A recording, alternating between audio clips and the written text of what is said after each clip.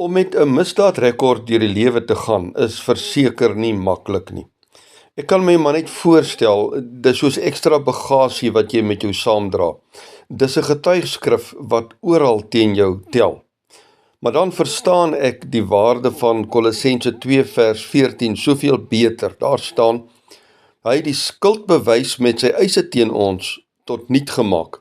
Deur dit aan die kruis te spyker, het hy dit vir altyd weggeneem.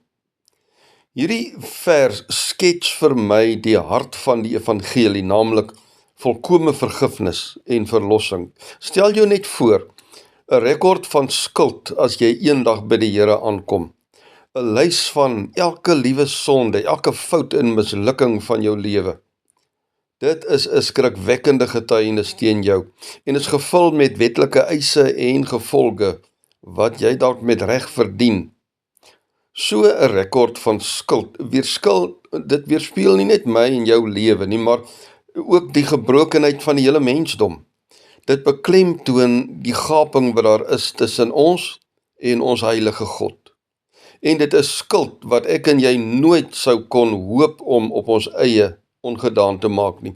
Maar dan gryp Jesus met liefde in. Hy neem hierdie verskriklike rekord teen my en hy kanselleer dit. Hy vee dit eenvoudig uit. Hy verwyder die rekord asof dit nooit bestaan het nie. Die Here Jesus sien nie net ons sondes oor nie, hy wis die rekord heeltemal skoon uit. En hy laat ons ook nie net op parool vry nie, want dan sou ons sommer na ons eerste oortreding weer in boeye geslaan kon word. En nog minder hou sy liefdeboek van ons sondes. Dit lees ons mos in 1 Korintiërs 13 van vers 7 af.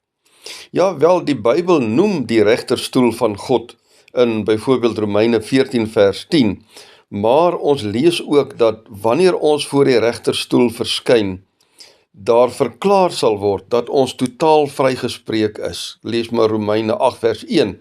Daar is dus nou geen veroordeling vir die wat in Christus Jesus is nie. In die antieke tye is 'n kennisgewing van die misdaad waarvoor 'n persoon tereggestel word bo hulle vasgespyker.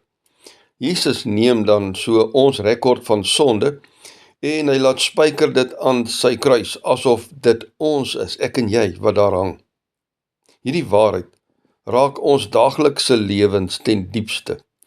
Met die wete dat ons sondes ten volle vergewe is, leef ons nou nie meer onder die skade van ons vorige foute nie.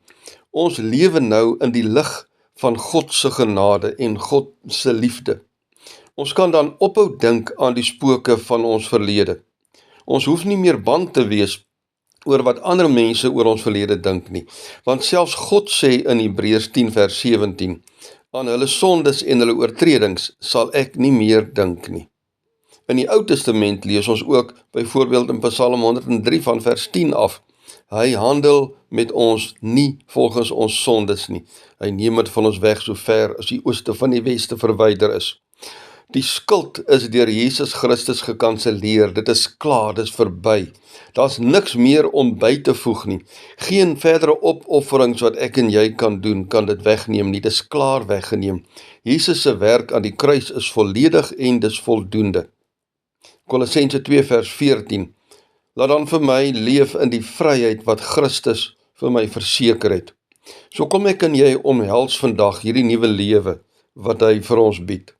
En dan gaan deel ons hierdie boodskap van hoop en volkome verlossing en versoening. Kom ons gaan deel dit met die wêreld rondom ons wat dit desperaat nodig het.